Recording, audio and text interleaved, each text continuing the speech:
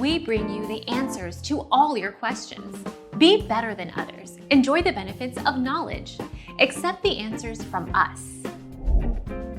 No, it's not okay to lay down the baby to sleep without burping. This will certainly cause the baby to spit up the milk and be gassy. It may not be easy to burp or take too long to get a burp. You could try other burping techniques like on the knee, bending the baby. Our mission is to provide accurate answers. We think without knowledge, it is impossible to live a balanced life. Be competent, be skillful. Thank you for watching. Don't forget to subscribe and hit the bell notification.